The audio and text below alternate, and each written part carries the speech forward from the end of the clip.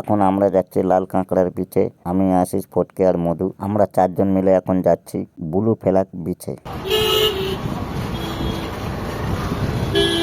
আমরা blue flag বিচে চলে এসেছি। আশিস এখন টিকিট কাটছে, দেখতেই পাচ্ছ। দেখো আশিস এখন কথা বলছে, টিকিট কাটবে। এবার আমি বিচের মধ্যে প্রবেশ করে গেছি। এবার টিকিট দেবে, তাই আশিস এখন টাকা পেমেন্ট করবে। এখন সমুদ্রের পাড়ে চলে এসেছি, লাল কাঁকড়ার বিচে চলে এসেছি। দেখো সামনেই দেখো লাল কাঁকড়ার বীজ আছে, লাল কাঁকড়া বাইছে।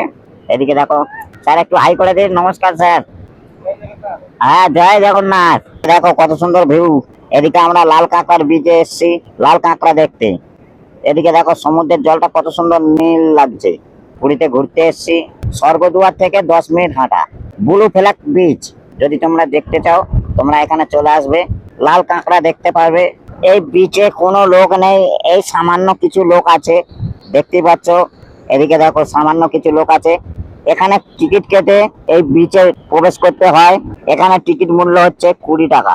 সবাই মজা করছে, এখনো পর্যন্ত স্নান করছে। আমরা কালকে বাড়ি যাব, আজকেই আমাদের শেষ রাত। কালকে আমরা বাড়ির উদ্দেশ্যে রওনা দেব কাল সকাল বেলায়। দেখো কত সুন্দর লাগছে বন্ধুরা। ফটো ভিডিও সব শুট করা হয়ে গেছে। এবার আমরা বাড়ি চলে যাচ্ছি। আশিস আর ফটকে ধরে ধরে নিয়ে যাচ্ছে আমাকে।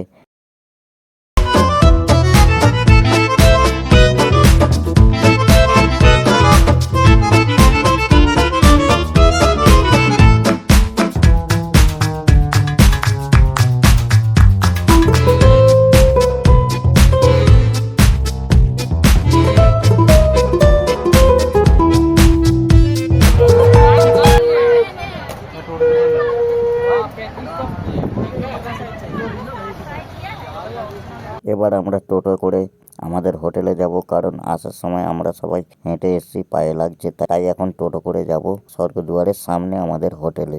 বন্ধুরা এখন টোটোয় উঠে পড়েছি, এখন হোটেলের দিকে যাচ্ছি।